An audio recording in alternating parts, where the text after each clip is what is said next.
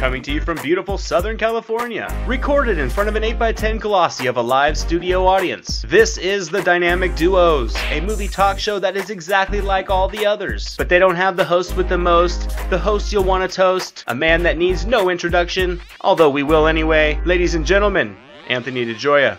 What's up, guys? I'm Anthony. This is the Silver Screen Analysis. It's another episode of The Dynamic Duos. It's a movie talk show and interview show. I have a fantastic guest lined up today. She's a dual threat. She does written reviews, video reviews. You can find her on Facebook, Twitter, Instagram.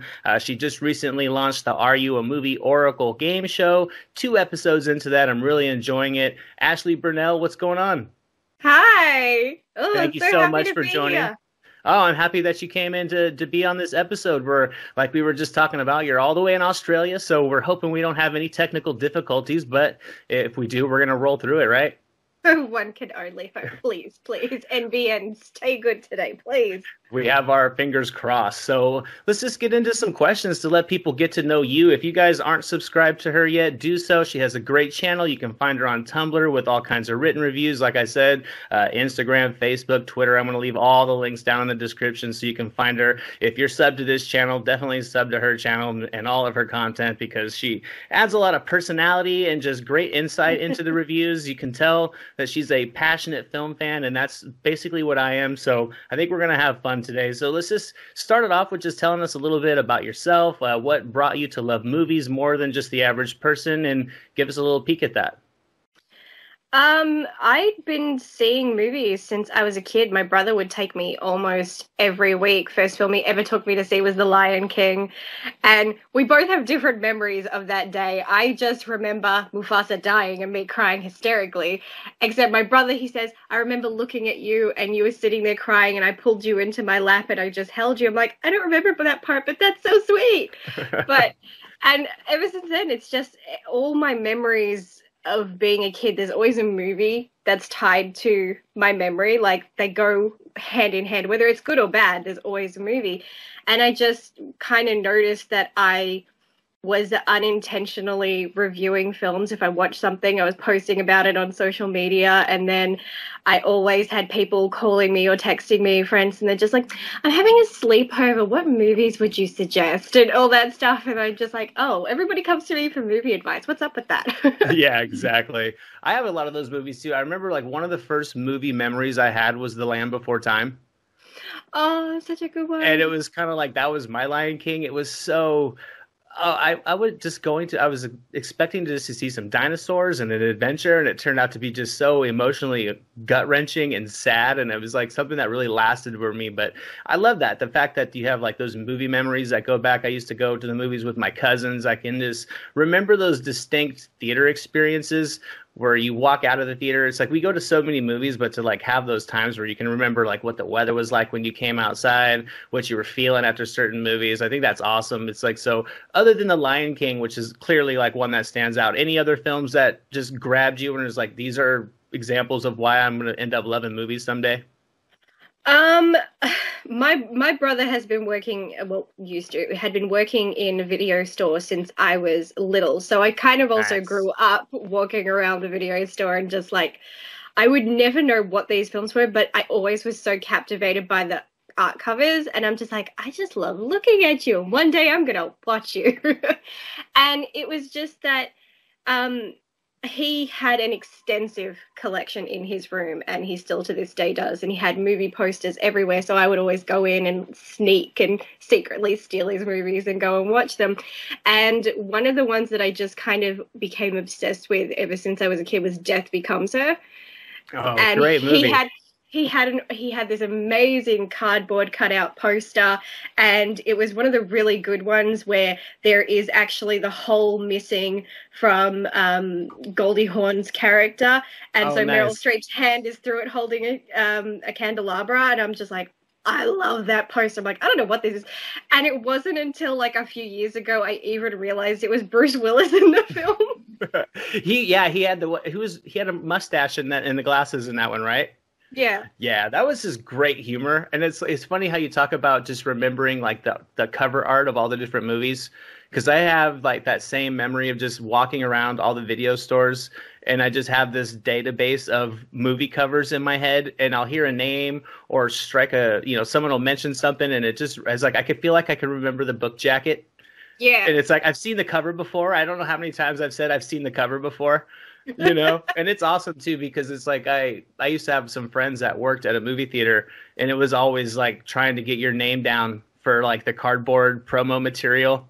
Nice. It was always like, because after it was done, it was like they would give them to the employees and stuff like that. And I always remember just always trying to like covet, the cardboard cutouts. And I remember there was one of Twister that was like 3D, and it was like a big box, and it had some black lights in it with this nice cardboard tornado going down the center. And it was really cool. So, as far as performers, actors, actresses, who sticks out as some of your just all-time favorites? As far as like, it doesn't matter what they're in, I want to watch it.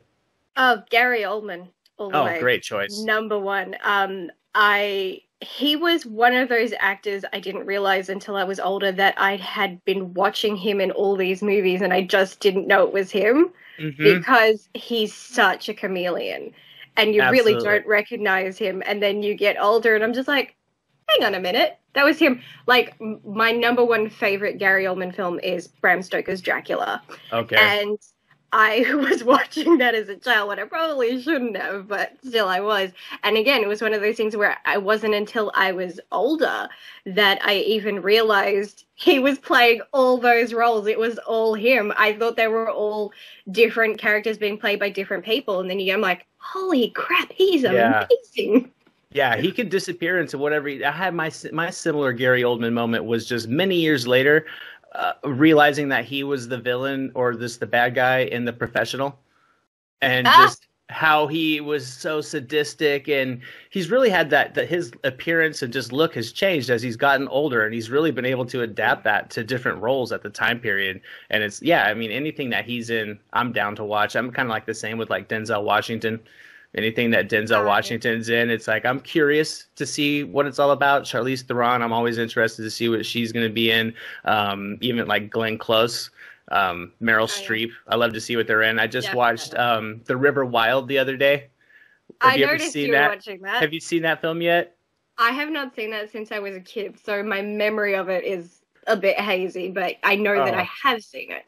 Meryl Streep is great in that. It has John C. Reilly real young, Kevin Bacon young, and it's like I had remembered that movie when I was a kid. It's kind of like a mass, like I said, it was like a mass consumable thriller, but it was like the way all the characters just fit those roles. It's like Kevin Bacon's another one too. It's like I like to watch him in anything. He can really turn it on from being like that good guy, to the bad guy when he wants to, and just turn that whole personality around.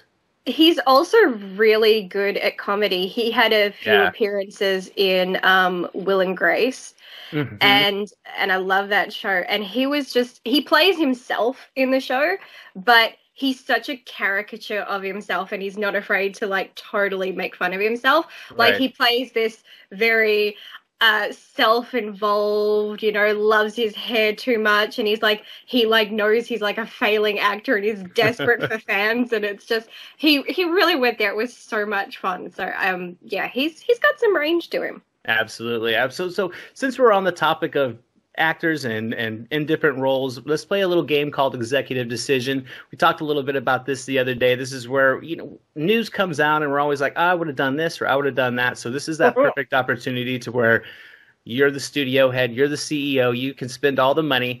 So the first scenario is, I know you and I both love psychological thrillers.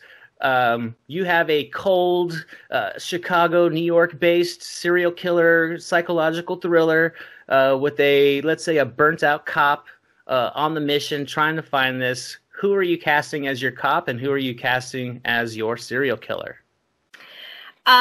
When you first asked me this, I was thinking, I'm like, oh crap, there are too many people that I can think of. And so the first thing I'm like, okay, who would play the killer? And I went, okay, hang on, that's too hard. I'll start with who'll play the cop. And immediately my mind went straight to Gary Oldman because I love him and he can do anything. And then as I was saying that to myself, he can do anything. And I'm like, ooh, plot twist. He's the cop and the killer, and you don't find out till the end of the film. Nah, that's why he hasn't solved his own crime yet, because he's just purposely missing clues along the way. Exactly.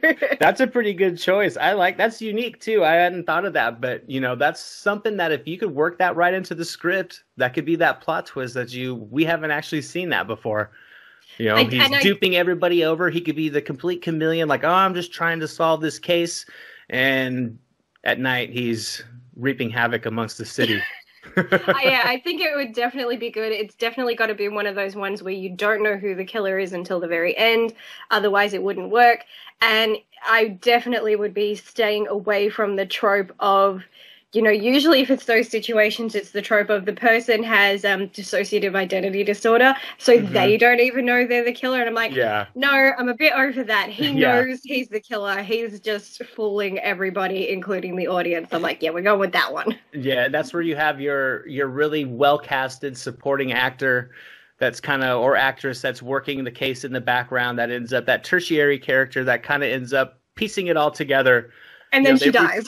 Yeah, the last kill, and then maybe it's a sad ending and the killer gets away with it and he roams free. I was thinking about that scenario, and I would really love to see, like I told you, Benicio del Toro as a great sadistic serial killer, and Cate Blanchett as just like a rough around the edges, take no shit cop.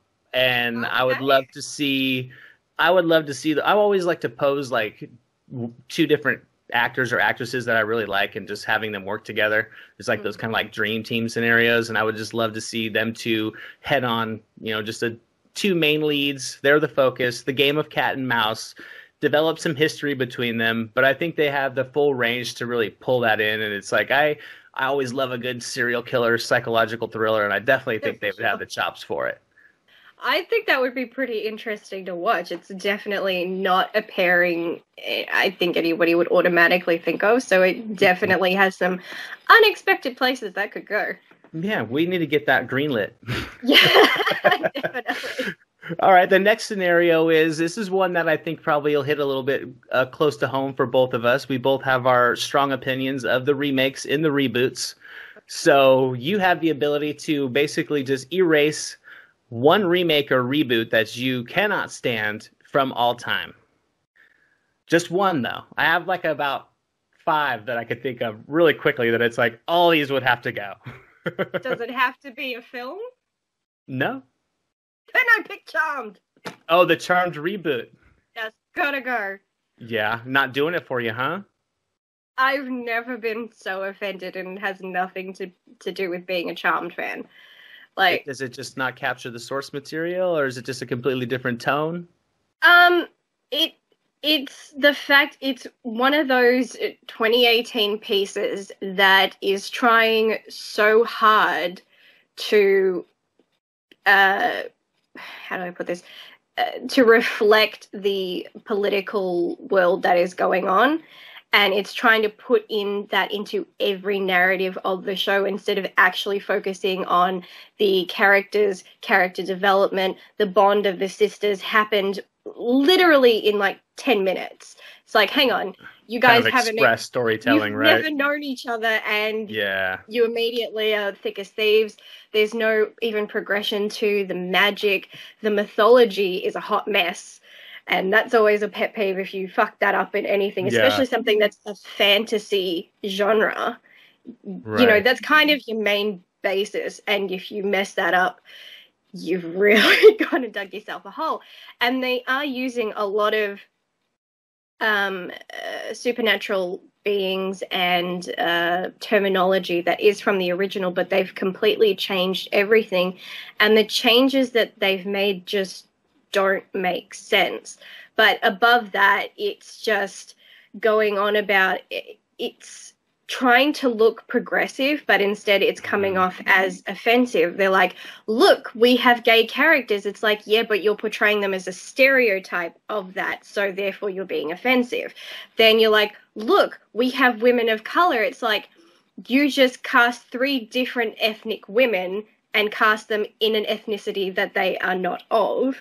So you've got that racial, that's kind of racist. So that's colorism going on.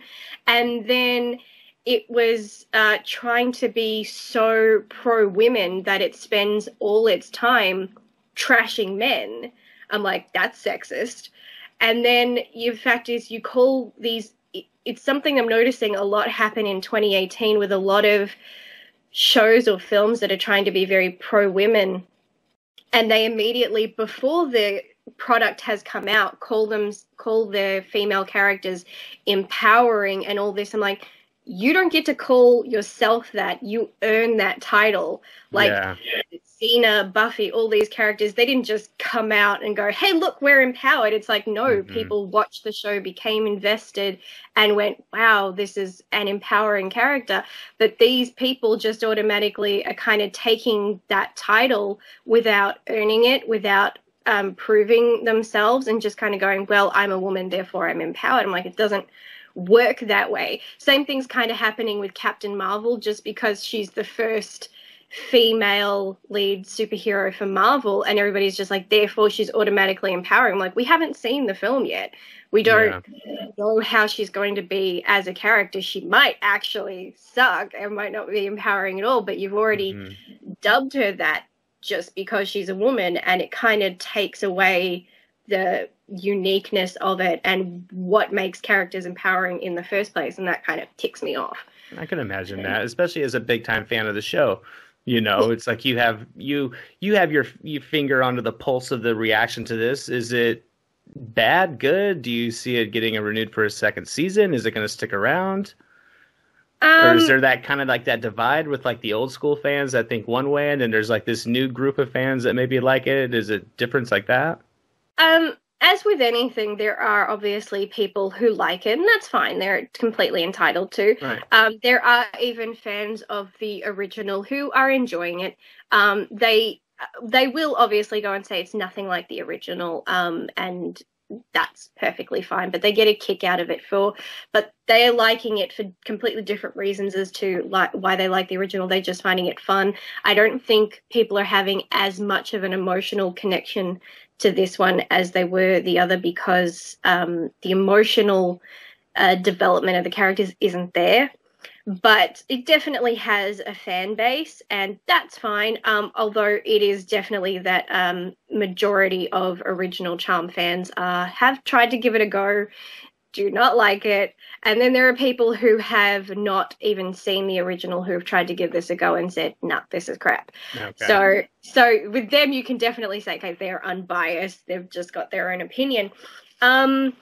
I do pay attention to the ratings for it, and people keep saying, oh yeah, the ratings are doing great. And I'm like, well, actually you have to count in the DVR ratings as well. And I have checked, and it's just been, as an accumulation of live ratings and DVR ratings, it's been on a very, very steady decline. Every single week it's dropped from, I think, cumulative, it started at like 2.96. Okay. And I think we're down to like 1.6 now or below that.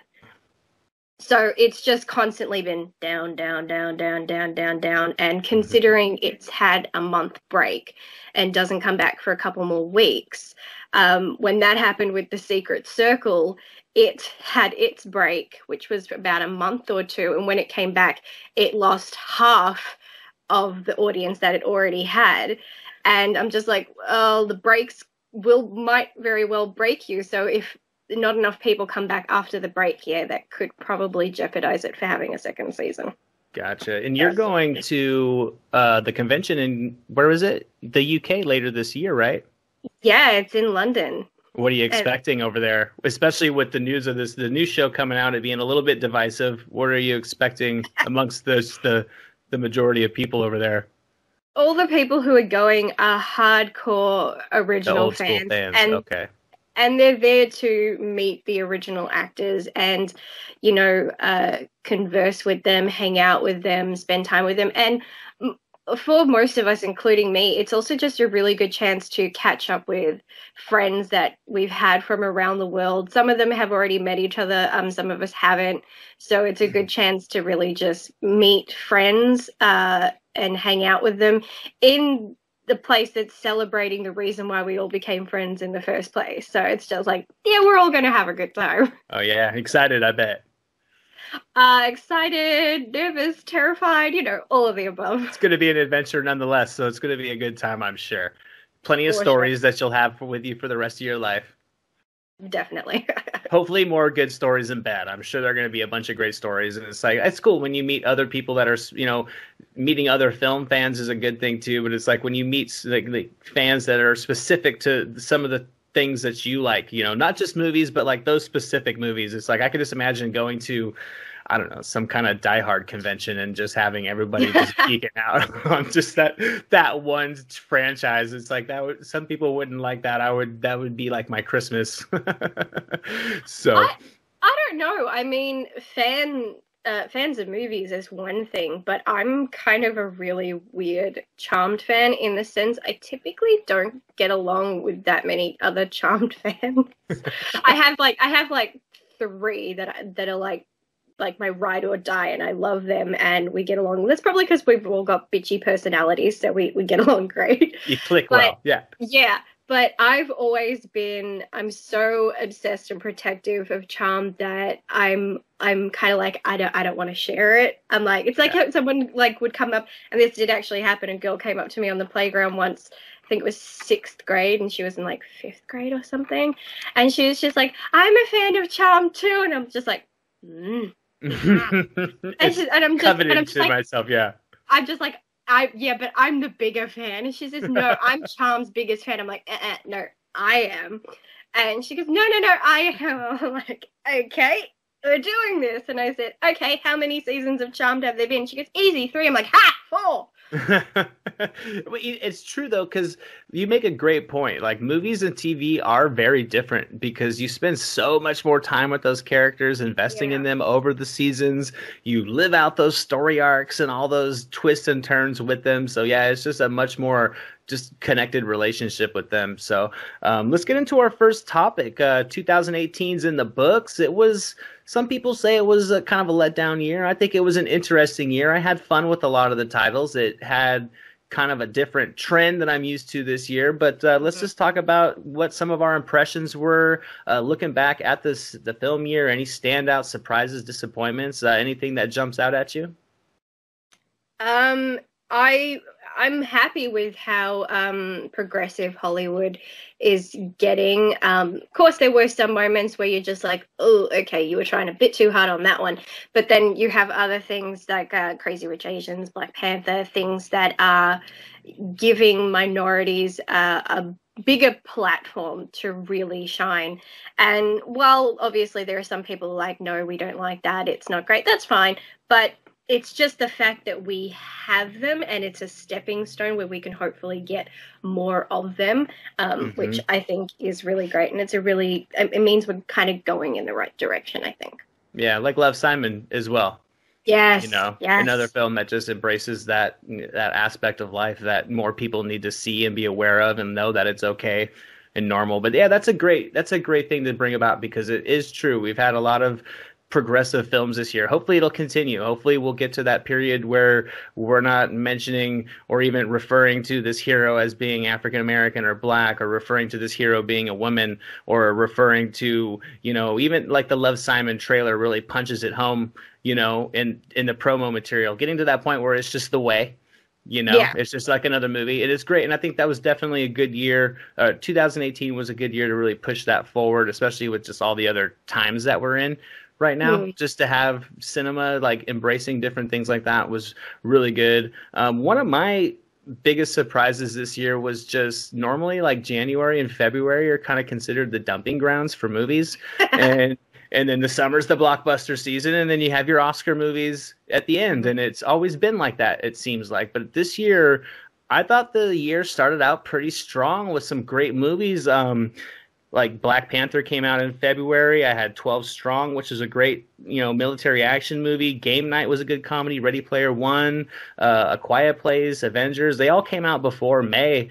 It was like a real gangbusters start to the year. And then I thought this summer season kind of fizzled with the blockbusters and really like surged with some of the smaller films. It was kind of the year of small film, big entertainment. I liked some of those, like A Quiet Place was very small.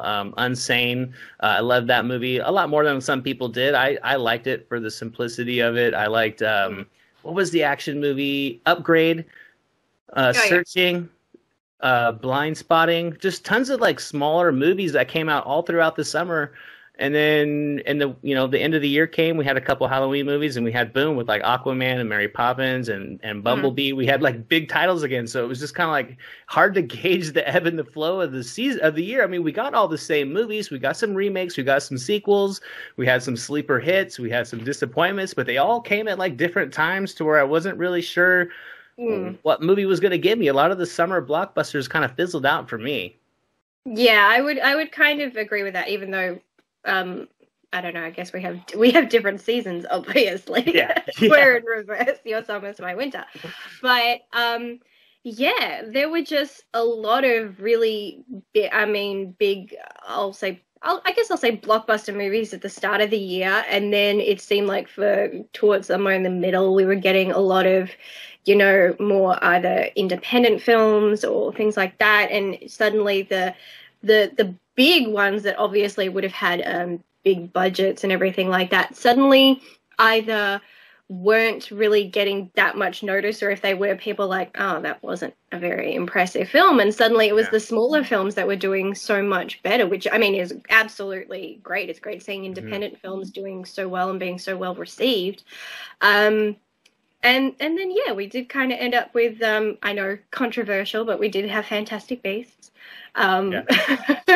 But yeah, we kind of went up. It was a little bit scattered, but I mean, overall, I don't think I can ever really say for one year or another it's like it's been a great year for films or it's been a bad year, because either way there's going to be a bunch of films I love and a bunch of films that I don't, and I'm just like, it was another year for films for me. That's still it was, really. Yeah, I would definitely say that this was just like another solid year, but I do think that there were some, I'd have to say, more films that surprised me this year than last year. I think if I looked back at last year, I maybe had like 3 films that kind of came out of nowhere and really surprised me.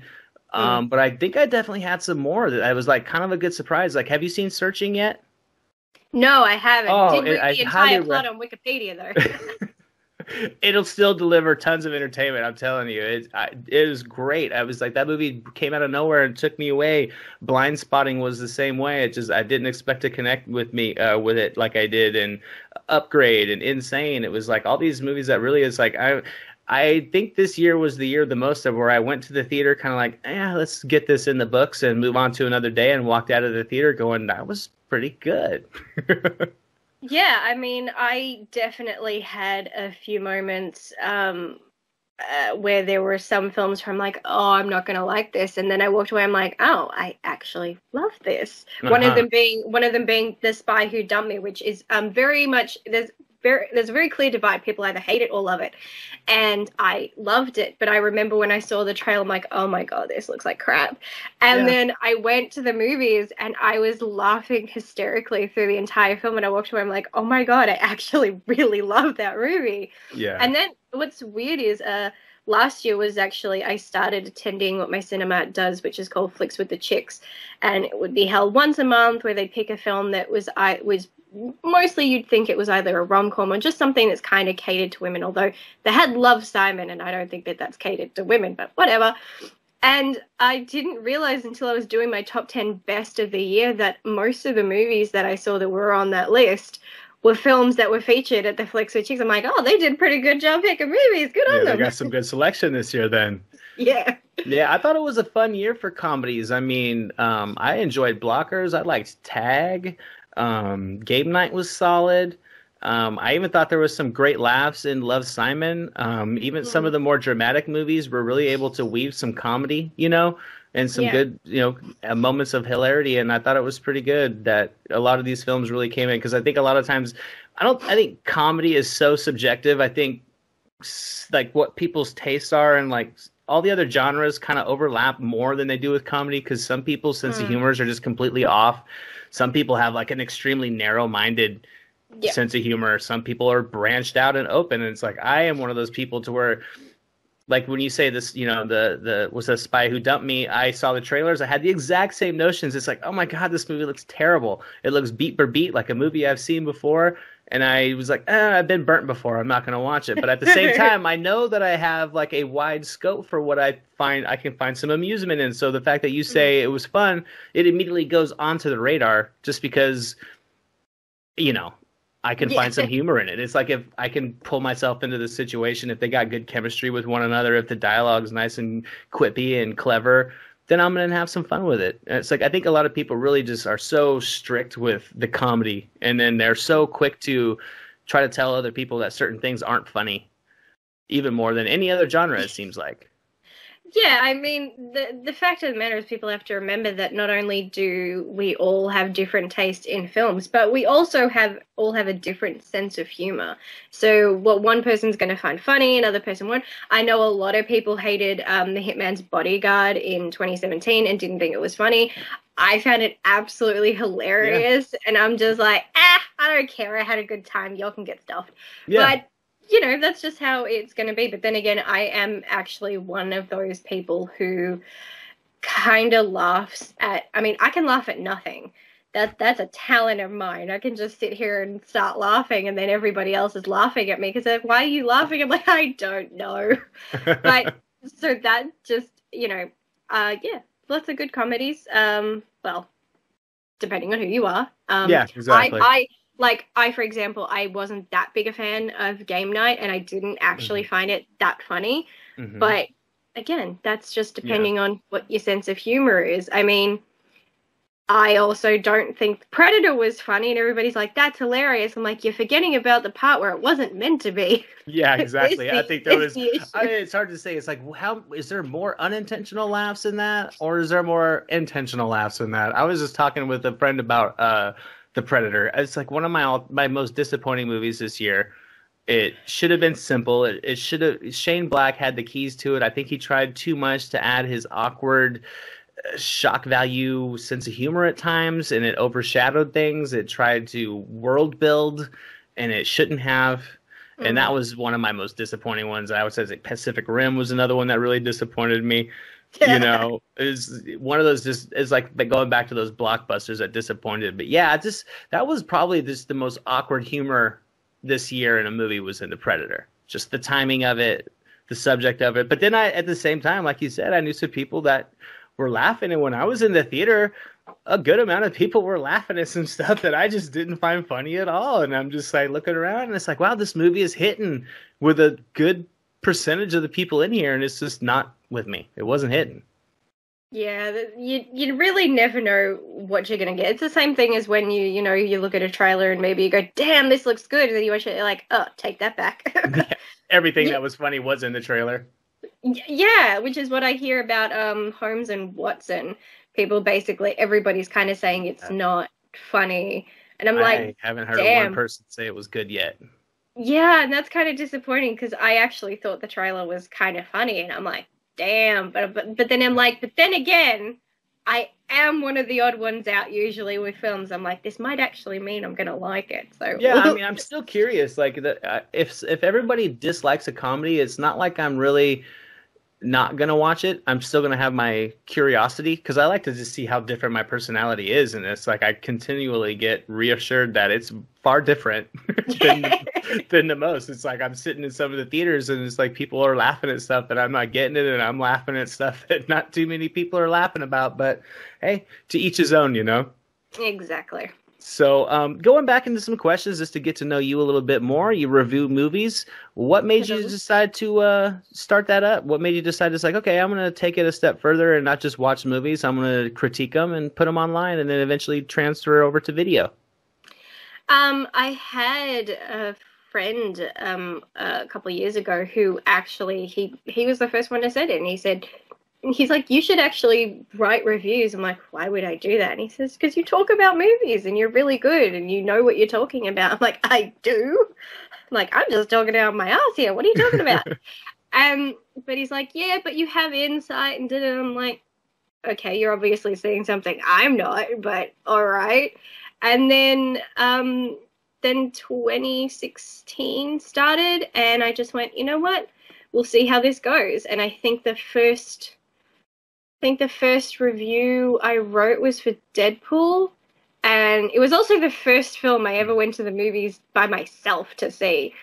And I just went and I'm like, oh my God, that was hilarious. I had such a good time. And it was such an experience being that it was the first time I went by myself.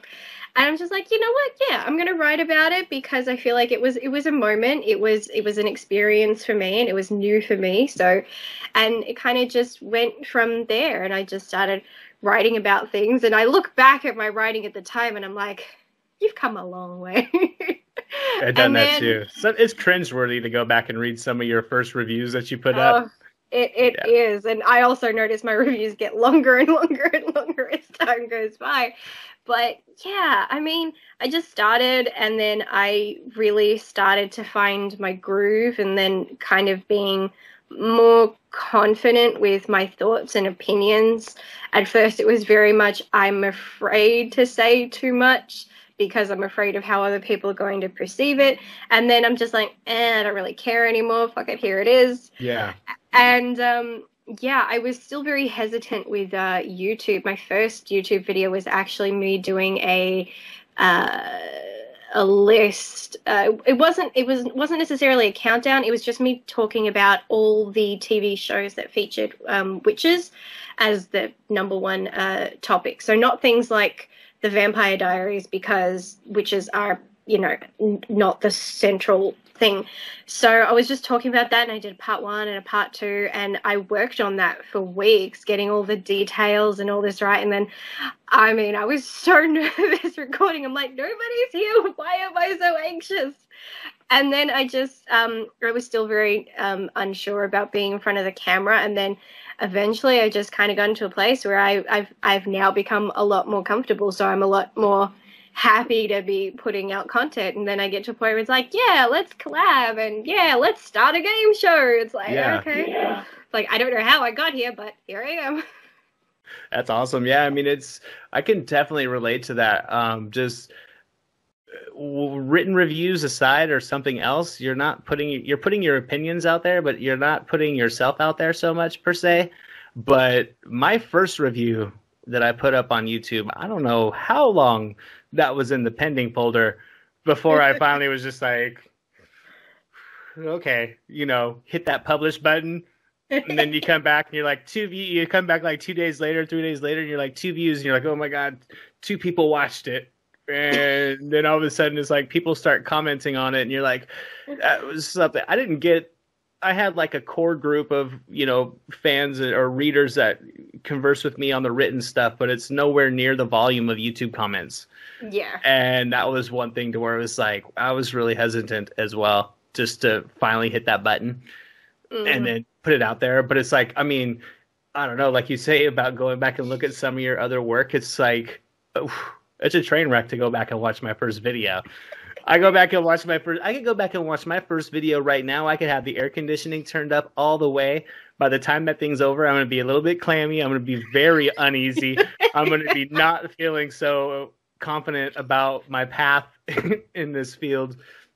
I can definitely see some improvements from today compared to back then. But yeah, I mean, it takes a lot of bravery to hit that upload button. It's like, what do you think is the most hardest part of YouTube in general? The workload, just the communication, just the time of it?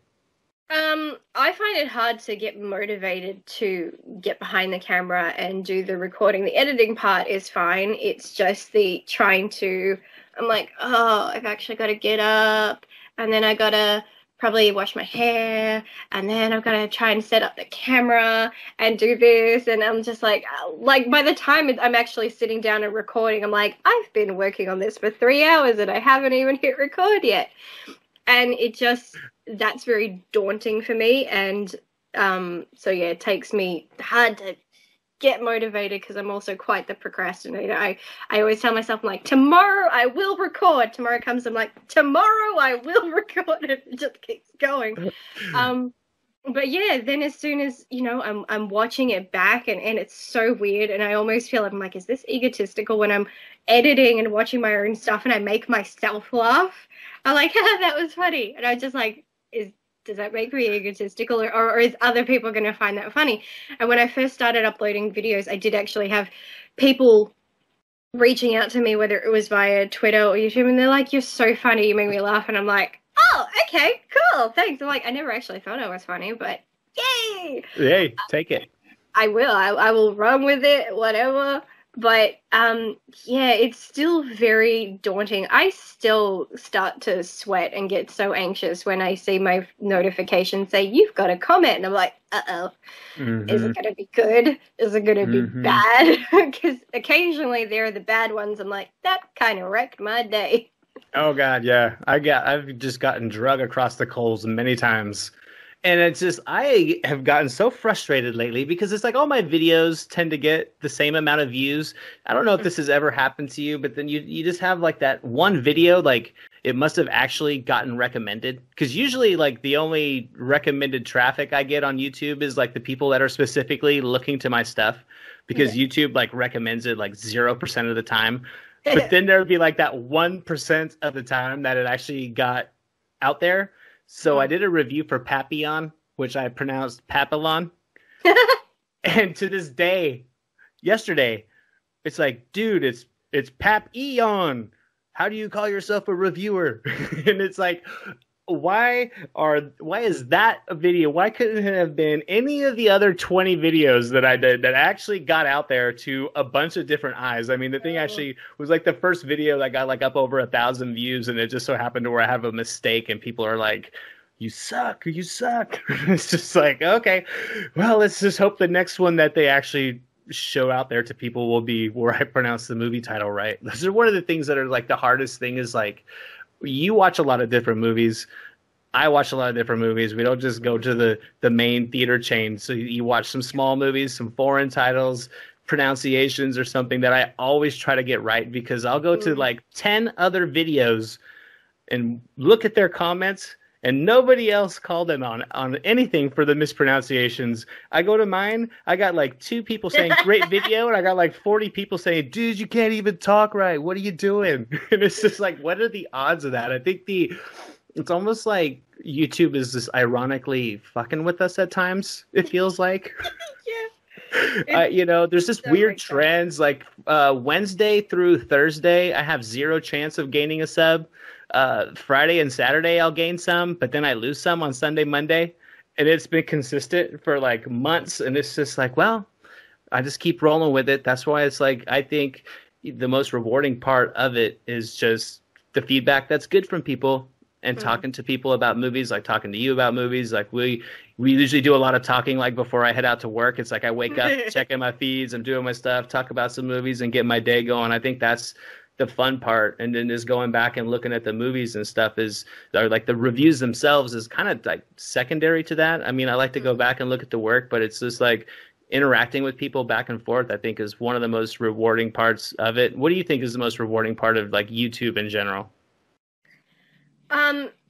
It's anytime somebody says something nice, no matter, what it is, it's just anytime there's anything positive feedback, whether it's somebody who lives in God knows what country saying something like, oh my God, you said everything that I think and feel. It's like, okay, so here's some person I've never met on the other side of the world who shares the same thoughts and feelings as I do on this film, which is great.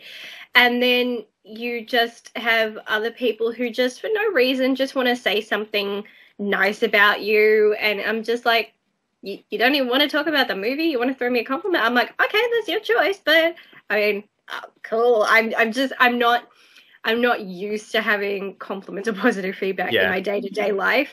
So when I get them, I don't quite know how to take them other than to just go, oh, thank you so much. But it's really, I'm just like, are you all high? What's happening here?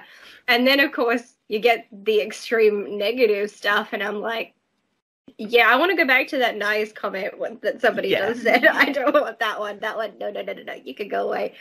But I do like, and I noticed this a lot on my review for the pilot for the new Charmed, was the number of people who were in the comments telling me their stories about why they love Charmed and what it means to them. And I'm just like, I love that, because that is such a thing for all of us. That's why so many people were so upset, because it's a very, emotional thing for a lot of us.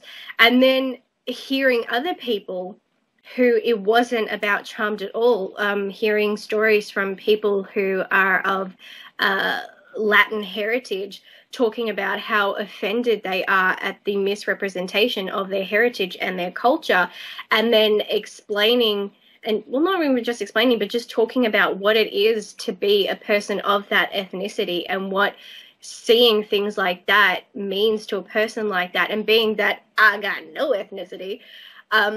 It really is good to hear those stories and hear that perspective, because, and it also makes me feel good because I suddenly had people who were Latin coming and saying thank you for actually talking about this issue. So I actually feel good, like I've actually done something that's worthwhile aside from just talking about a show, which is really funny because I did have, I actually laughed. I had someone post a really hateful, like paragraph long hate in that thing saying I'm a hater, that I'm racist, that I hate the reboot because the women are all black. And I'm just like, so you didn't actually watch the review, did you? Where I said, I don't have a problem with that. Neither does anybody else, really. I said, I hate that you cast African American women to play Latin women. Like, that's the same issue the Latin people have. That's what the problem is. And I said, that doesn't make me racist. That makes me a realist. I'm just like, but okay, you say whatever you feel. And then I'm just like, oh my, and then it was weird because I came back the next day and he posted a new comment. I'm like, dude, you went away and came back. I'm like, hey, you gave me 2 extra views. Thanks. It's just weird arguments like that where I'm just like, I feel like you're so determined to send out negativity. You won't even watch the video. Like, you might watch 5 seconds, and as soon as you hear the person say one word that shows they think differently to you, everything else is cancelled, and you're just going to say whatever the hell you want, which is embarrassing for that person because it's like, awkward for you.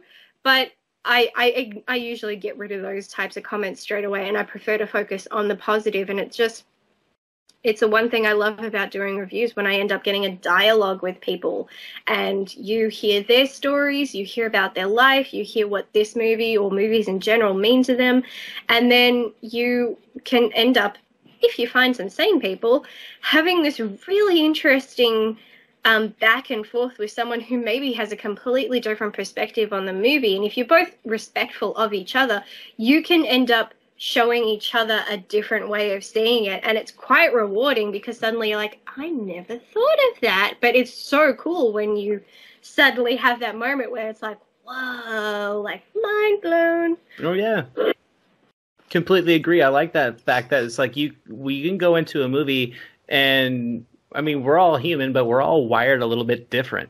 So it's like everybody's perspective of stuff is a little bit different, and I generally like to watch reviews that kind of view the opposite of what I think on my film. It's like if I loved a movie and it's like, and I see reviews that I know that, you know, people's like, sometimes I'll type in like, I like to go to YouTube and type in like the name of a movie review negative. Like if I really liked it, I'll type, if I didn't like it, I'll type in like, say, Predator review positive, or I'll type in Predator review negative. And it's like, if I liked or disliked a movie, like sometimes it's like, I just don't completely connect with it. And it's just like, okay, we obviously just have different tastes and different viewpoints, just different likes and dislikes as far as what we wanted from it, different expectations. But there's those few in there to where they really do that. They really provide some insight to where it's like, okay, I get where that person's coming from. I see how they see it that way. I totally understand it. And sometimes it's like, okay, I may still not agree with it, but at the same time, I might agree with it. It's like, you know, I've never thought of that. And it's like, I think the more complex the movie is, the better it is to go look at differing opinions than yours just to see what it is. I mean, that's just the fun part of talking about movies, because it's like it's art, so everybody's going to view art differently.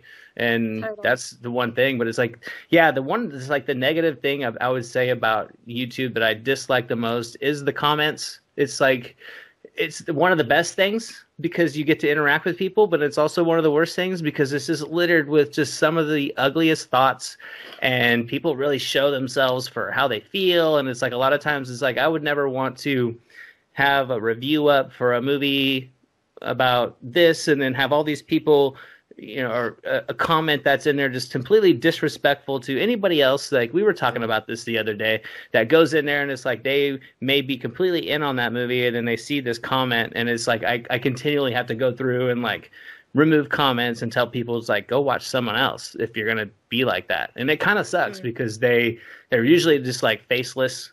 It's just usually like no logo. It's usually not it's not a descript name. It's just a computer troll, and it's like, go do something else. But it's like, luckily, I would say that's definitely not the majority. The majority is good feedback. I mean, I think we love movies, but as well as like we put YouTube videos together, we do reviews, written reviews. We're almost like, it's a form of art at the same time. So when someone comes back and it's like, not only they like your opinion, but they like your review, it's cool, because it's like, not only that they value your thoughts, and they think that your art is working. So I think that's the most rewarding part. Like you said, when someone comes back with a great comment, it's like, my day started out real good, Yeah, I cannot for the life of me remember what the review was, but I recall one person put in the comments that they didn't necessarily agree with my review, but they said that they really liked what I had to say and my personality, so they subscribed. And I'm like, now that's a good comment. Yeah. I mean, subjectivity is something that's so easily forgotten nowadays, Yeah. So what would you say your main piece of advice is if someone came up and messaged you in a comment and said, what can you offer me as advice to start out? I'm just starting out. I'm getting started. I would say don't try to worry about following trends, for starters. Trends fizzle out. And if you're trying to always chase a trend, then you're kind of not being very authentic, and you're not showcasing who you are and what you have to offer, because there's only, we're all individuals, and we're ultimately going to have our own style. Hell, some of us may end up using the same software, so there may be similar overlays and filters being used and stuff, but how you choose to create your videos, how you choose to talk about them, and what you want to include as content is unique to you and only you. So you really have to just think about being yourself and presenting that at all times, because as long as you do that, if you're someone and you want to do a reaction video to trailers, and there is a bunch of other videos doing reaction videos to trailers, the difference is who you are and how you're reacting. So just don't worry about trying to fit in and do what anybody else is doing. If you want to decide, hey, I want to review a film from 1958, review a film from 1958 and just have a really fun time doing it. I think as long as you're doing what you enjoy and there's passion in it, it's going to be well received. Yeah. I would say that's definitely a great piece of advice. I think another great piece of advice is it's very easy to get wrapped up in the negative as far as the comments, channel growth, and stuff like that. And it's just, I think just be proud of the small, like we have small sub counts, but I think we have a great, you probably love your group of subscribers. I have a great group of subscribers. I may not have as many as other people, but I love talking movies with them. And it's almost kind of cool because it's like my channel isn't big enough to where I don't have time to not sift through all the comments. It's like it's not like I have that problem with like, you got 300 new messages. I go usually like every 2 days or so, and I answer all the messages and try to get them on my phone sometimes if I had the time to. But yeah, I mean, I like that kind of small knit, and I think a lot of times people get wrapped up in like the big.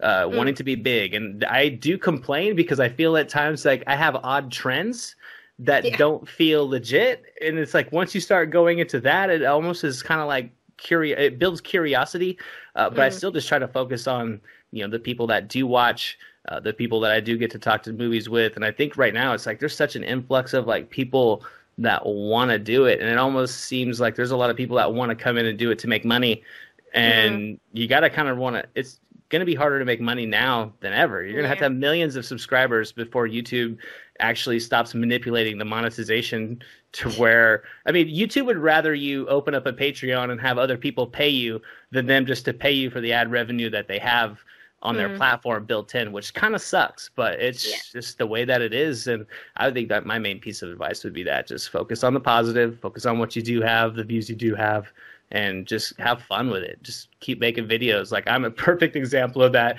I'm going to review a movie from 1957. It's like, okay, everybody else is going to go watch Ralph Breaks the Internet. I'm going to review Passenger 57 with Wesley Snipes, and I'm going to edit the shit out of that thing, and it's going to kick ass. See, I think that's great. I obviously, I mean, I'm human, and we are dealing with a platform that is very competitive, and ultimately, it's not making anybody disingenuous to feel this way, but everybody does worry about the views because you do need them. They do ensure the success of your channel. And it is hard to try to balance with trying to build something, with trying to have fun. And I think just it's just important to just keep trying. But as soon as you start only focusing on trying to gain the views instead of just, you know, doing what you love, you're immediately kind of sabotaging yourself.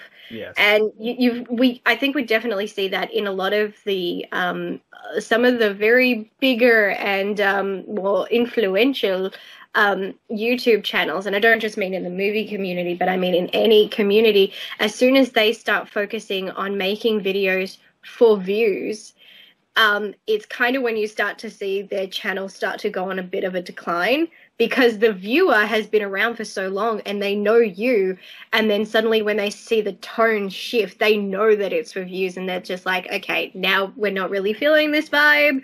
I'm kind of upset with that, and they can turn on you really fast, and it can get a bit nasty. But so yeah, I think everybody just needs to kind of lighten up a bit. But it is hard. Everybody works so hard to make their content, and it is so overloaded. There's so much going on. But, I mean, it would help if YouTube weren't being such pricks all the time. You know, can you stop screwing people over? This is people who try really, really hard to do something. And that's why I'm really not subscribed to many big channels. There are only a couple semi-big channels that I'm subscribed to because I find them really entertaining. But besides that, I don't subscribe to them. I might occasionally watch their videos, but I don't subscribe because I'm like, they don't need it. Instead, I'll go and subscribe to a friend on a smaller channel who kind of really does need that interaction. I'm just like, yeah, I'm more happy to help you out than somebody who's got 78 million subscribers. And I'm like, yeah, because like you need one more.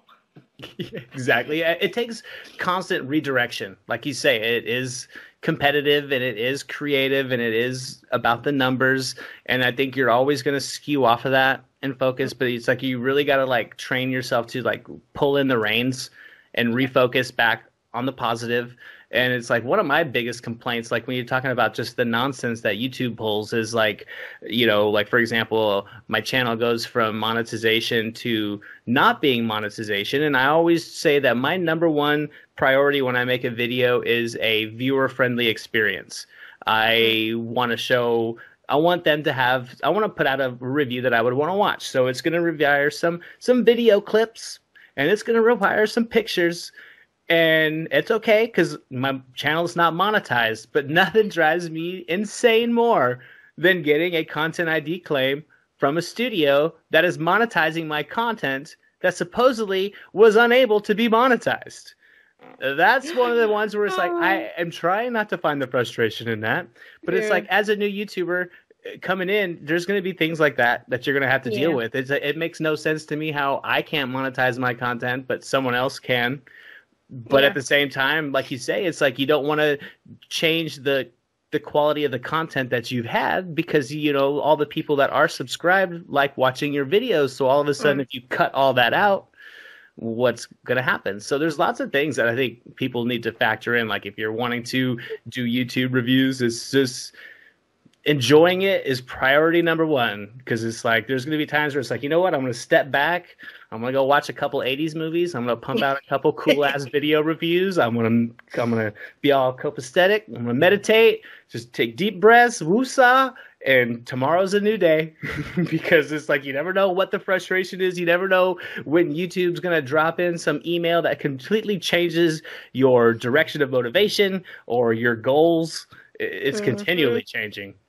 It's so true. One of my most annoying things I get, and I never get the notification for it. It's just always I'm in the process of editing, and then I see that little copyright thing appear, and I'm like, son of a bitch. Mhm. And then I go and check on it, and they always say, okay, cool, there's a copyright claim on this because I like to put in the last 20 seconds of my video. I like to play a clip of a song that I think sums up or reflects the style of the film that I have just watched. So I try to have a little humor in that. And I know that runs the risk of getting a copyright claim. And my last 3 did have copyright claims. And I don't mind. I'm like, yeah, fair enough. I used your music. But it's really, it really is. It makes me laugh when they say, okay, you have a copyright claim, but the person has decided you can use it, you just can't make money off it. I'm like, dude, I can't make money now. I'm not eligible for monetization, so this should be a moot point right now. Like, it's just, I'm like, what are you trying to do? Put salt in the wound? You trying to remind me I'm not successful yet? Thanks. Yeah. It was like when I did my last top 100 movies countdown video, which is basically the exact same format that a Cinefix or IGN or any other channel would do. With their Watch Mojo does the exact same format. Yes. I was like, how many am I going to get? I think I got 13 content ID claims on that video alone. Before it was even uploaded. I just went through and I was like, okay, my 3 minutes can be spent better than appealing these things. It baffles me. I don't understand because I do top 10s and my layout and how I do them is very similar to Watch Mojo in the sense I'm playing clips from the thing in question, but I'm narrating over the top.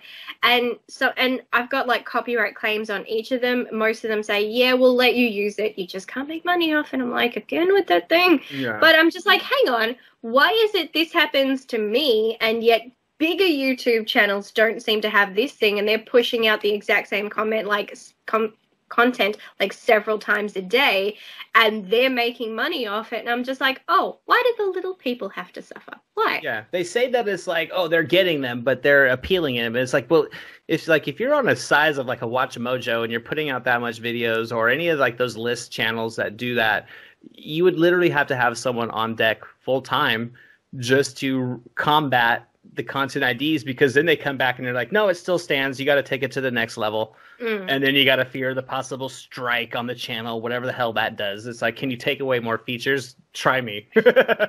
I've had a strike twice, and it really frustrated me because it was a video that I worked on for about 2 or 3 months. And it was me doing my top 10 emotional moments in One Piece, which is my absolute #1 favorite anime. And why I worked so hard on it wasn't just because I had, here's a clip of the scene. It was because prior to showing the clip, I had this entire thing on the page where I give backstory to the clip. And I've written that myself. And I have it there for context because this is a show that has, we're getting towards 900 episodes. And so if you're getting to an emotional point, it's emotional because you've maybe had 300 episodes that have led up to this moment. There's a lot of things that have made that what it is. And so I'm like, okay, how do I explain why this scene is so impactful for those who don't watch it? And I worked really hard to put in context and information that explains it without without doing one of those things of, and I hate people who do this, where it's, I'm going to detail everything that happens in the scene and then show you the scene. It's like, great, now I just seen it twice, basically. So I'm not doing that. I'm telling you what happened prior to this scene, but an abridged version, and maybe the relationship of the characters, or like something traumatic that happened in their past, which is why they're affected now. And it was so hard, and I was so happy with how I'd explained it, how I'd broken down hundreds and hundreds of episodes into just like a paragraph. And I was just like, I'm so proud of myself, and it was doing really, really well. And then suddenly Tomy Animation came and put a copyright claim on my video and gave me a strike. So the video was not, it got taken down. And I was like, you bastards. So I waited until the strike was up, and then I tried to slap a few filters over it so that people wouldn't be bothered by the actual clip. And when the strike was gone, I uploaded again. Immediately, I got another strike. I'm like, okay, that's it. I give up. And I was so upset because I worked so hard on it, and I still have it. It's just nobody else can see this work that I did that I was so proud of. And what I didn't get is the clips that I used, I got off YouTube. You know, I didn't like go to Crunchyroll or somewhere else and record a screen cap. I just went and got the clip off YouTube that somebody else had uploaded. And I'm like, there's one that's it's for the character Ace, and it's when he dies, and it has millions and millions of views. And I used this exact moment, and I took certain bits out that had flashbacks in them because that wasn't needed, and I took that out. And nevertheless, here I am like, hang on, they have a 15-minute full clip, which is pretty much the entire episode. This person hasn't had their video taken down.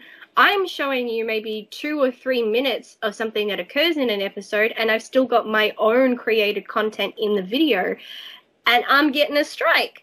Like, how does this person get millions of views and my video gets taken down when we have the exact same footage? Like, that's not fair. Yeah, I hope in 2019 that the fair use rules and regulations on YouTube definitely get better. I am not going to hold my breath, but I'm keeping my fingers crossed that it's a more softer, less splashy news that hinders creators this year on the platform. We got that. What was it? The big announcement was last February, right after the new year, was the demonetization and the YouTube partner program came about. So I'm just hoping this year that we can just worry about making reviews and doing movie stuff and not have to deal with all the stuff on the back end, because it gets kind of old after a while. Yeah, but we all know why that happened. Yeah. That was all Logan Paul's fault. I'm sorry. I'm going to blame him till the cows come home. He did a dickhead thing, and because all of a sudden small channels were either that already existed or were suddenly existing, reacting to his videos, were getting millions of views, and they're like, hold up, no. And it's just like, one dickhead does something and the rest of us got to pay for it, and he's still making millions of dollars. Like, damn. Yeah. I'm hoping for some change this year. I'm going to keep my fingers crossed. I'm just going to put my head down. I'm going to watch my movies and put out my reviews, and hopefully YouTube doesn't send me too much bad email. Are you looking? What's that? I was going to say, this video is probably going to get flagged because you're bad-mouthing YouTube. Yeah, we'll see. It's like, if this doesn't have any clips in it, I still get a hit for something, I'm going to know something's fishy's going on. What are you looking forward to in 2019 in the movies? Anything stand out to you that you're really excited for next year? Honestly, there's everybody's talking about, the things that they're anticipating and the things that they're listing. I'm just like, Like, I haven't got a lot that's really got me really excited. I'm obviously very excited for Avengers Endgame to see how this all turns out. We all know they're all going to come back. Obviously, it's the how. That's the part that I'm excited to see. And then, of course, it's like, well, who really will die? That's the better question. And then, I'm really excited to see that. But besides from that, I'm also kind of excited to see Shazam. I am optimistic about that one because it does look like it's going to be the most lighthearted DC movie that they've got, and I think it's going to be fun. And I think it's good because the DCEU is always trying to be so serious, insert Heath Ledger, and and it's just like, you can have a little fun with it. It's okay. Like, you can have, that's what I know Justice League has its issues, but I absolutely loved it. And what I loved was that it was still trying to be light. It had dark moments but there was still light moments. I'm like, see, you can do it. It's okay. But yeah, so I'm excited to see that. But besides that, everything else I'm kind of meh about. We've either got it's going to be another year of unnecessary sequels and more reboots and more remakes, and it's just like, really, more of them. Another year full. Yeah, I'm kind of curious about just DC as a whole. I mean, I'm curious to see what Shazam's going to be like, to echo all your points about just a more lighthearted movie. And I'm extremely curious. I'm not sure if I'm just more excited or more curious about this Joker Origins movie with Joaquin Phoenix. I love his performances. He's kind of eccentric and offbeat off camera, but I like his roles, and I'm really curious to what he's going to do with this. I'm curious about it extremely. I don't know if I'm going to be let down by it. I don't know if I'm even on board with a villain movie without a superhero in it, but I'm definitely curious. So I think that's the one that definitely has me intrigued. And I'd say my other one, and I'm not even sure if it's coming out this year, it's been pushed back so many times, is The Irishman. I love myself organized crime movies. I mean, if you told me I didn't have to work tomorrow, you could give me some coffee, I could watch like 5 movies in a row. I could just watch the Scorsese collection all night. So I'm super excited to see all these guys that I remember watching that just captured my attention as a kid, like these older, powerful, just gangsters and just all these different roles. And I'm so excited to see what it's going to be like, because they're talking about all that de-aging. And normally when we have de-aging, it's like, in the Star Trek or the Star Wars movies or in the comic book movies, and there's lots of other digital stuff going on in the background. So I'm just completely fascinated to see, like, are they going to have like a de-aged, Al Pacino just walking down the street in the middle of the sunlight? I'm so curious to how the de-aging is going to work when you don't have like green screen backgrounds and just all this other colors and stuff going on. I want to see the de-aging process done like in a very just grounded movie, and I'm just curious to see how it's going to play out. I'm curious to see what it's going to do for Netflix, just as far as getting more theatrical releases, and just the nostalgia in it alone has me completely intrigued. I do love me some nostalgia. It's very true. I don't know. 2019 is a very weird film year for me so far. 2018, I remember I made an entire list. I was just like, okay, films I'm excited for, films I am against, films I don't give a crap about, and other films that I'm just like, yeah, I'm on the fence, and maybe I will, maybe I won't. And it was like there were so many in each category. It was pretty much well dispersed. And this year I was going through the list of movies coming out in 2019. I'm just like, nah. Oh, there's one. Nah. Oh, that's the end of the list. Oh, okay. Well, that was unfortunate. So I feel like 2019 might be more of a year because there's not much new that I'm excited for. So it might be a really good year for me to catch up on a lot of older stuff, which is cool. Because never a bad time for that. Yeah, because I have such a folder that's building up on my computer with older films and some older foreign films, and I really want to dig into them and watch them, because there are a couple that I've seen before, but it was so long ago I barely remember them, so I know I can review them and it'll be fresh for me.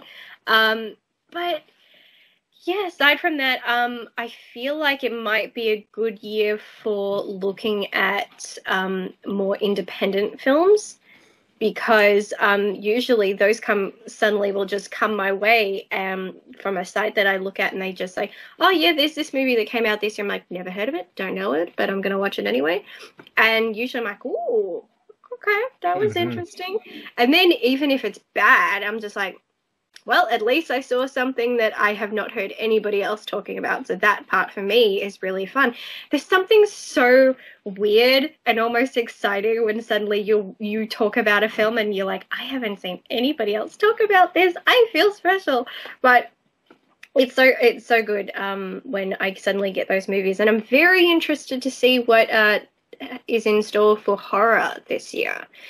Horror's going in a very interesting direction where I feel like audiences are just getting so divided. Like, other people like, this is awesome, other people, this is shit. Yeah. And I'm just like, but horror technically has always been like that. You know, I think people seem to think that this is a new concept for horror to be divisive, but horror by nature is very divisive. You know, a lot of people are either going to be like, they love being scared, and there are other people who hate being scared. And then you come across horror films that are just the very cheap, we're going to throw out a jump scare, or we're going to throw around lots of blood. And I personally find those a bit exhausting because there's nothing new or fresh. And then you occasionally come across a film where it's like, okay, someone really went to work on this one and tried to think of how to build characters, how to build a world, how to build a story. And hey, even if you don't like it, you got to appreciate the work that goes into it, because they didn't just go, well, I'm going to throw a lot of corn syrup at someone and call it a day. Yeah. So, you know, I mean, it's one of the things, and I can probably do this more with horror than any other genre, where I can separate my personal taste versus how I look at the film. It's the only time I'm able to do that. I don't know, is that something you're able to do, where you look at a film and go, I didn't like it, but here's what I appreciate about the movie? Can you do that, or is it very much of just your own personal taste? No, I could do that. I mean, a lot of times I try to, I mean, because I see, like, you know, we review movies, so I see a lot of movies that just are not aimed for my demographic. Yeah. Period. I mean, I go to some movies and it's like, I am not the person that needs to be watching this movie right now. So I kind of like, yeah, I can take my head out of it and my own personal opinion and look at the film for what it is and who it's going for and who it's aimed to appeal to. With horror, I do that much more with the horror movies that definitely seem like they're aimed to a mass audience. Mm-hmm. A lot of the recent horror movies try to add extra jump scares, comical dialogue when it's not really needed. The Nun. Yeah, they feel almost like Hollywood or Halloween theme rides at times, and not, you know, Conjuring was a great movie. The first two Insidiouses were great, but then it's like the Insidious: The Last Key. Even though I liked even the third one that was straight to video, I'm not sure if that third Insidious got a theatrical release, but I actually enjoyed it. And then it felt like, just because it had some charming younger characters in it, that The Last Key and Insidious tries to turn those two guys into like comic relief. And so for aspects like that, it's like, okay, I could definitely not buy into this because the dialogue is taking the intensity out of it. But what is the people thinking? You know, what's the feeling inside the theater? I generally like that is when I do a lot of looking around and like looking at like what are people reacting to and how are they jumping, and some people really are in on it, and it's like, okay, so this mixed with a little bit of this and put into the horror makes generally kind of a niche horror movie more. It's almost like that. You know, like the slasher movies like Truth or Dare, and those movies are kind of aimed towards like your high schoolers, early college demographic. And then you have like these other movies that are like, we're going to try to appeal to everybody. We're going to drop it down to maybe a PG-13 rating, and we're going to try to make it a little bit more bigger in scope. And I don't like that. I mean, but I mean, at the same time, you want more people to see horror. But at the same time, if it's going to result in more movies like that, then it's kind of disappointing. But generally, when I see horror movies, I find that the best horror movies usually are not the ones in the theater. It's the ones like if I go to like a Horrible Imaginings film fest or a film festival and find a horror movie there, it might be, I mean, some of my favorite like just thriller horror movies are just ones like you were talking about earlier, films that I've seen that nobody else has really talked to, so I can't talk to them about it to get another opinion on it. You know what I mean? Yeah. I mean, horror really, when I feel like films coming out now, when it comes to horror, I feel like they cater to two demographics. It's either the people who go to the movies, but horror is not really their genre, but it's currently showing, so they'll give it a go. And there's a good chance that they might like it because it's kind of catered to that modern moviegoer type of person. But then you've got the movies that are really catered to hardcore horror movie fans who know their shit. And so you go and see these certain films that have lots of references and throwbacks and really pay tribute to horror past. And if you're someone who's not familiar with the genre, that's just not going to make any sense to you, and you're not going to appreciate what it's doing. But if you're like, I got that reference and all that stuff, then suddenly, you know, everybody's like going to have a Captain America moment. It's like, I got that reference. Like, yeah, like it's that. But yeah, I've actually never fit into any one niche when it comes to horror, because I am a huge horror fan. I'm a horror lover. And yet I don't really seem to fit into the horror movie lovers world because, A, I'm not talking about it 24/7.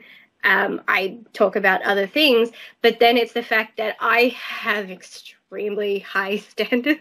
Actually, I have really high standards, and then I have really low standards. It's very weird. Like, I can come across one of those like dumb movies, but if it's meant to be dumb, I'm all for it. I am all over it. I love it.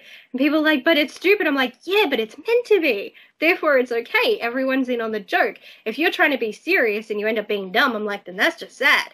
Yeah. But then, of course, I have, I'm so hypercritical when it comes to horror, because if you are trying to be serious and you do fail at that, I am going to be really, really hard on you. That's just a fact.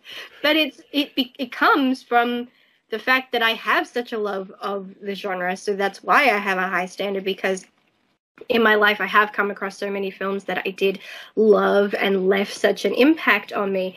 I mean, and it still kills me. When I did my Halloween marathon last year, which I am still exhausted by, for the record, the number one film that I would put at number one, my favorite film that I watched during that month, was called Punjabi Satan, which is Satan's Slaves. And it's an Indonesian horror film.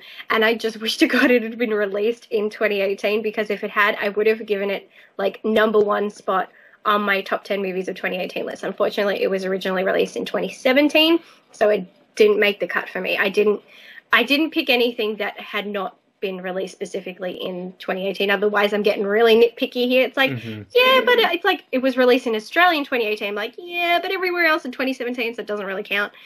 And it made me so happy. I had to pause it a few times and bounce around, and I'm just like, I'm absolutely terrified, and I'm so happy. And I seem like an absolute weirdo. But it's because a while ago, when I first started my channel, I didn't start by doing reviews. I started by doing topics. And one of the ones I did was a video called The Perfect Horror Formula, which was my perception of what I deemed to be, I think it was like 3 or 4 elements that I think really make a great horror film. And I'm like, if you don't successfully do these things, you're kind of screwed. And I gave examples in each thing of a time a horror movie did it great and a time a horror movie did it shit. And to show you, like, give you differences. That film didn't get copyrighted. That video didn't get copyrighted. And I used a ton of clips in that one, like, seriously. And the thing is that this Indonesian horror film, it had every one of them. It had every element that I have, and it used every element perfectly. It does kind of ease off towards the end where it's not as scary because a lot is going on, but you still have the storyline, and you still kind of have this running feeling that continues because it's been going for the first half. So even though everything on the screen is easing off, you've still got that kind of adrenaline going, and so it kind of keeps you in that moment.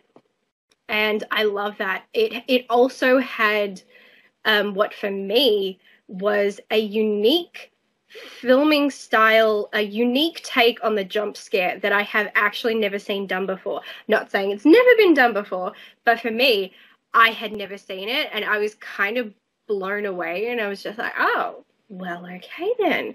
And I have to explain it because I'm just so happy with this movie. We all know when we watch a horror movie and we're going into a jump scare, one of the really common and clever things to do is a jump scare is coming. We all pretty much know by now when they're coming. And the really good ones are the ones where they kind of linger in the moment. And so the question isn't, is it a jump scare? It's, when's it going to happen? And if they get the timing right, you can make it unpredictable because you're like, it's coming. Oh, it didn't. Oh, damn it, there it was. Whereas this one takes it to a different level. It has that, but in that moment, and in one particular scene in the film, the camera shot bounces between 3 different locations in the house. So there are a group of kids. So one, for example, I'm not remembering these perfectly, but one is 2 kids in the hallway, and there's a sheet. I know this is kind of a cliche. It's like the sheet figure of a person at the end of the hallway, and it's just standing there. And these 2 little kids are seeing it. They're absolutely terrified. They're like, do we keep walking? Do we not keep walking? And you're like, okay, either the sheet's going to run at the kids or it's going to drop. We don't know which one, but it's going to be one of those. Then this scene cuts to the daughter, and she is hearing a bell that's kind of ringing on its own. And so she's terrified because she doesn't know what's happening. And you're just like, so she's kind of looking for the sound. I'm like, oh God, something's going to jump out at her. And then it cuts to another scene where something else is going on with another character. So then it's like, hang on, we're getting setups for 3 jump scares, but which one's going to be the actual one? Wow, nice. And so I'm like, okay, so hang on. We have 3 possibilities, and I don't know which one's going to be it. So it kept simultaneously going from this character to this one, and then this one, and this one, and still nothing's happening. And I'm just like, well, this one, like, oh God, which one is it? Which one is it? Then when it happened, I'm like, oh God, I'm like, you got me. And I thought it was so great because that really made it completely unpredictable, because it wasn't just knowing when's the moment, it's holy crap, which scene is the scene? It was kind of like that game of, when you put the ball under the cups and you move the cups around. Mm-hmm. It was like that. That was genius. And I hadn't seen that done before, and I just absolutely loved it. I'm like, do it again. Yeah. That's awesome. I mean, it's not an easy thing to do. I mean, audiences have seen so many movies. We've seen so many horror movies. So to twist it up and change it up and just do something different that builds that intensity, it's like you have to reward it with that. You got to love it. It's like you've seen so many movies that don't hit. So when you do get got, it's that much better, because there's so many times in between where you haven't. And you're just waiting for it, because every time I go to a horror movie, it's like I want to be scared. I want to jump. I want to feel uneasy. I want to feel, on edge. And sometimes it just doesn't do it. And it's like, I'm talking about one of those movies that you wanted to put on your list because it was technically released in 2017. I covered the Sydney Film Festival remotely in 2017, and there was this film called The Forest of Lost Souls. And have you seen it? Yeah, we talked about it. Floresta de Almas Perdidas. Yes. So good. It was such a subtle horror film without throwing anything in your face, and it had me. It had that I got moment in the middle of the movie, and it was so well done. It really was. I was so glad that I think you were the only person I knew who'd seen that. And it was because I was so happy, because not only was I got a chance to watch it and review it, it wasn't at all what I thought it was going to be. Mm-mm. And I was really happy that the director commented on it in the Facebook, and the official Facebook page shared my review.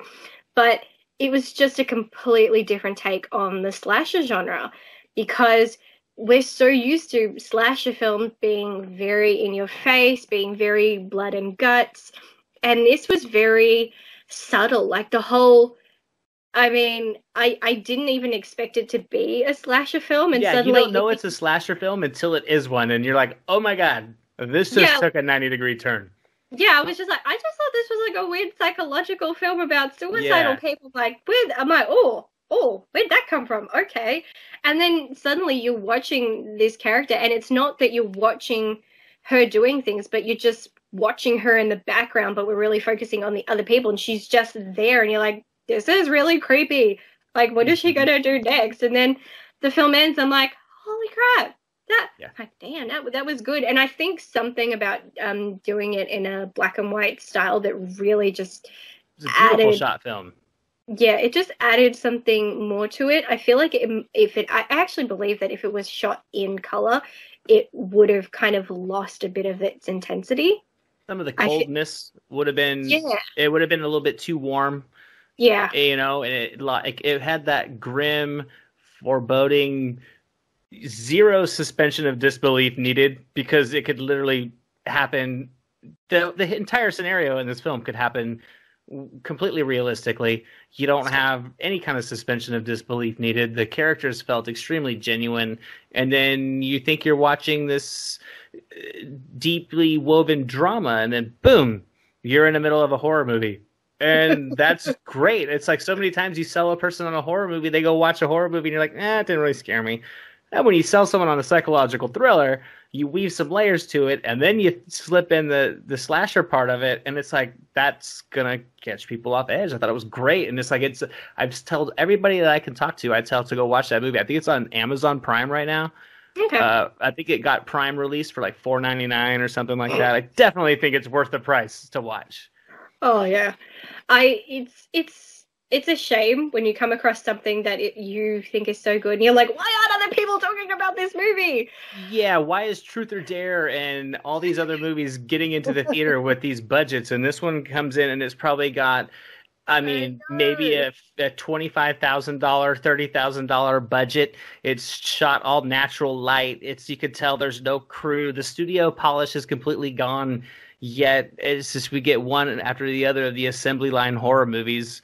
You know, the Slender Mans and the Truth or Dares and the Insidious 4s. And it's like, there's so many other great horror movies out there that, and I don't, like you say, like that with the Indonesian horror movie, I almost think that a lot of the foreign markets right now, there was that time in probably like the very late 90s, early 2000s, when like Japanese horror was really making a surgence over here, when we were like remaking all of their great horror movies. The Grudge. And everybody's like, let me go watch like the original Pulse and like the original Ju-on and like all the Grudge. And it's like, we're kind of in that period right now where it seems like the best horror is coming from the foreign markets, because they just have a different eye, it's a different style, and they'll go for it when they're not aiming for younger audiences. I mean, it's a hard R. So true.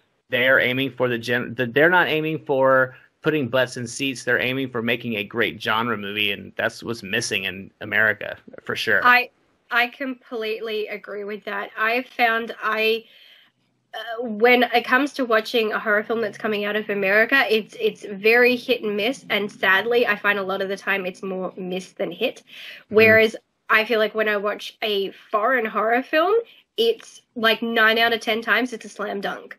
They are prepared to go places, and like you said, they're not worried about how much money they're going to make. They're really determined to just make a really good film, and they don't just go, and they're also not people who and this is also a problem in American films. I mean, any country can have this, but it's very common in America, where they will sacrifice narrative by just like, yeah, let's just have people getting sliced and diced everywhere and it not mean anything. Whereas if you watch a foreign film, if someone's getting sliced and diced, there is either a very good purpose to it, or the story, it's relevant to the characters, the narrative, it's just all interwoven so beautifully.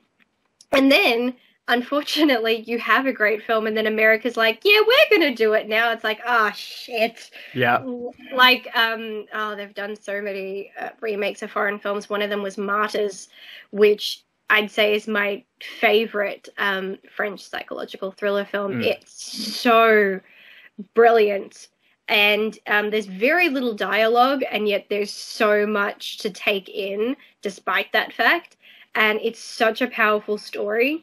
And I remember I watched it, and then I forced a friend to watch it, and unfortunately the subtitles weren't working. And I'm just like, it's okay. Nobody's going to talk for half the movie, so you're good. And then when someone is talking, he's like, what are they saying? I'm like, lucky for you, I actually remember. I'm like, they're saying this, da-da-da-da-da, because there wasn't much there was to remember. And by the end of it, he's just looking at me, he's like, holy shit. I'm like, I know, right? And it was such an exciting film to watch, and that's always stayed with me. And then America went, yeah, we're going to do our version of it. It's like, no. Yeah. And it didn't go well, so it's safe to say. It's just, and it's weird how you can actually take something and have it be 100% identical and it's still not work. Like, have you seen both versions of Funny Games? Mm-mm. I've seen both the original and the remake, and here's the weird thing. They're identical. Nothing was changed. They even tried to replicate the home that was used, so it looks very much like the other home, except one's based in America and the other one's based in another country, and I can't remember what that country was. And the only difference, because it's the same director and who also wrote the film, so he's just gone and done it with a Hollywood cast, and that's the only difference. The opening shots, even the camera angles are all identical. He shoots them exactly the same. The only difference is the cast that's used. And that, for me, made a massive difference, because I watched the original, I'm just like, okay, there's just something about these psycho people. They genuinely feel psychotic to me. And the way there's two bad guys, but one of them's like the main one. He's the dominant. And the way he interacts with the camera, the way he interacts with the characters, the way he delivers his lines, you're just like, you're cool as a cucumber, and it's actually terrifying me. I don't like how calm and collected you are. Whereas in the American version, you had Naomi Watts, you had, oh God, I cannot remember his name. And then you had this other guy whose other name I can't remember, but he was in Ghost in the Shell, and he was in that Sandra Bullock movie Numbers. He's like always like a psycho. Yeah. I can picture his face. Uh-huh. Yeah. So he plays the psycho in this film, and it didn't work for me because he's kind of pigeonholed in that role. So I'm like, yeah, I already kind of know you're a psycho, and you just kind of automatically come off as one. Like, from the moment you're standing in the door, I feel like you're going to come in and kill these people. Whereas the other guy, he would bounce between moments of being civil and calm to really kind of like looking like an animal that's about to attack. And he did it so well. And this guy was just doing the same performance in each moment. Yeah. So you're kind of like, yeah, I know you're going to kill these people. I may know the story, but it's just like, you just look like you're going to kill these people. Whereas the other guy, when he was acting nice, he was really acting nice. So when he does suddenly go and do something that's murderous, you're like, oh, that sucked. Oh, I didn't like that. And it still blows my mind. Some people absolutely love both versions, but for me, despite being identically shot and written and all that stuff, the performances changed the entire thing for me. And I went from going, whoa, this is amazing, to going, it was okay. Yeah, well, it shows that there's so many different pieces going in to make a movie, and what we get in the final result. There's so many pieces and layers that we don't even see, or most people don't even think of, that get put into what make it a great movie, definitely. And one little thing can tweak it, and it can throw the whole thing off very easily, you know? Yeah, I mean, it also makes you appreciate, for me, it kind of put the work of the actors into perspective for me, that if an actor is really good, they can turn a script into something more than it is. And if you're not that great, it's just not going to be that great. Or if you're a shitty actor and you have a great script, it's still going to end up being a shitty film because you didn't give it what it was needed to be. I did have someone... I got into this argument when it comes to script. Well, it wasn't an argument. A discussion with a person on my ball review, and it was in relation to script work. And I'm all for diverse opinions. I say this all the time. But his opinion just was stating something as a fact, and it didn't make any sense. And I said, okay, I'm sorry, I have to correct you because you're wrong. I also didn't have a problem correcting him because his thumbnail was a swastika. So I'm just like, I don't feel too bad. I don't feel bad about this. He's recently changed it to Hitler, so now I really don't feel bad. he said that he loved the film, which is fine. And despite his thumbnail, I've let his comments stay because he didn't say anything that was offensive. Yeah. And he was saying, he was blaming the reason about how the script was. He was blaming the budget. And I said, I'm sorry. The script was written for free. It was written by the director. The script doesn't cost anything to write. That's his own time that he took to write it before he even got funding for it. He had all the time in the world to sit down, structure it, figure out what he wanted. I'm like, this was what we got. I said, this has nothing to do with a low budget. There are films that have incredibly low budgets and make a film that is phenomenal. Low budget is not an excuse. If you have a shitty script, you have a shitty script. Yeah. And this was a shitty script. And so the fact that he's just saying, it's only bad because of the budget, I said, I'm sorry, that's not an excuse. I've seen far more done with less money. If it just... No, it felt, the writing overall felt lazy and went with easy stereotypes.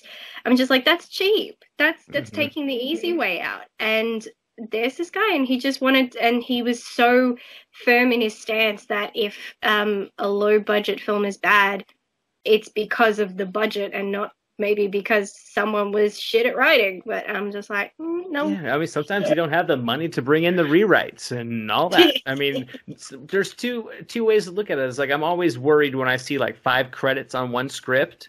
But at the same time, sometimes 5 credits on one script could mean that they came in and they fixed some holes. So it could really go either way. But budget-wise on the script, it's story execution and development. And I don't think, sure, there's scripts that's like there are coveted scripts out there that you could pay for and the budget will do it. But a lot of times it's like from the get-go, if it's just not there, and the biggest budget that you can have a $250 million budget. You're not going to be able to turn that script into a great movie. And it has nothing to do with, yeah, exactly. It could be a $20,000 movie, or it could be a $10,000 movie. I watched a movie earlier in the summer called Hex. And it was made by this guy in Europe for, I think, 1,100 pounds. And it's just got 3 characters, and they're out in the woods, and it's about this witch, and it's a simple horror movie. It's not perfect, but at the same time, 1,100 pounds. It's like he wrote it, he directed it, he's doing the lighting. It's a one-man band, so you got to look at it differently than looking at some big studio polish, because sometimes smaller budgets can give you the most entertainment, and the biggest budgets just feel boring, and you're just yawning through it, ready to be done. Sure, and wasn't Unsane filmed entirely on an iPhone? Yeah, and a lot of people completely dismiss it because it's filmed on an iPhone. But it's like, I kind of look at that as being like, well, man, we want something completely different. It adds a very claustrophobic feel. Sometimes the framing of the shots isn't the best, but it really gives you that unsettling kind of like you're in the rooms with the characters. It takes away all that studio polish and all the lighting and everything. It makes it just feel like you're kind of like a fly on the wall. So I think for the storyline that was, and the subject matter that it was covering, the fact that it was filmed on a small little iPhone was cool. Good for you. If you can pull off a studio film with an iPhone, it's like, I'm not going to get mad at you for it. I was entertained by it. If it was just shoddy film work and it was uneasy on the eyes, like a first one of the early found footage movies or something like that, I would be much more disappointed than I would be watching this, because he framed up the shots right. He had nice close-ups, pans, everything was working. You wouldn't even really be able to tell unless just by looking at like the aspect ratio at times. But I thought it was clever. Hey, if someone is able to do something different and new and they can do it well, good for them, Yeah. I think at least it's not more found footage crap. Yeah. I can't. It does my head in, because it's not like I'm against. Yes, it's my most hated genre, but it's not like I'm against it. If there's a good one, then I'll acknowledge it as good. It's just there's so much illogical choices behind some of the ways that something's shot. And I say this all the time. Like, if 2 people have decided, okay, we're going to go out the back and have a private conversation about what's going on. I'm like, and you took the camera with you. Yeah, that's right. not a private conversation. That's you recording it like it's a freaking interview. I'm like, and that doesn't make any sense. Whereas the film The Taking of Deborah Logan, that one had a better approach where there was somebody inside who had a camera and two people went outside to have a private conversation. They're zooming in with the camera and using their equipment to secretly record them. I'm like, well, that makes more sense. It's just, if you're just like, yeah, we're going to have someone with a camera 24/7, like, okay, that doesn't always work. I did just attempt to watch a movie the other night. It was called, what was it? The Scariest Film Ever, or The Scariest Thing Ever. And I don't know. The title was already dumb. And I'm just like, I feel like I have to watch this because you sound stupid. And then I started watching it, and instantly I'm like, shit. What have you gotten yourself into? I'm like, oh no, found footage, damn it. And it was, I actually stopped watching because aside from the fact we were like 15 minutes in, they were like still sitting in the car talking. Like, dude, it's only like an hour and 20-minute film. Like, get to the point already. Get it going, yeah. It was just, I didn't like how this one attempted to shoot it as found footage, because it was anytime in a normal film you just cut to when the camera shows you somebody else, whereas in this, if it wanted to show you a different character, then one of the other characters would be like, hey, it's my turn with the camera and I'm going to take it. And I'm like, really? So they were bouncing this little camera around, which was obviously meant to be a phone or something, between each and every person. So you're watching the transfer and everything. I'm like, and I'm out. See ya. Yeah. Nope. Fortunately, sorry. the found footage movies have kind of tapered off a little bit the last 2 years. We had like a real surgence of them, like 2014, 15, 16, and it's luckily tapered off. They'll make their comeback again, I'm sure. I have no doubt about that. Every trend kind of rotates. Yeah, there's definitely still plenty of them coming out. They're just going under the radar. They're not really being noticed or talked about, which I'm fine with. Yeah, nothing wrong with that. But they're horror, so I find them eventually. Yeah, right. They'll come across your radar on when you're doing your 31 Nights of Halloween.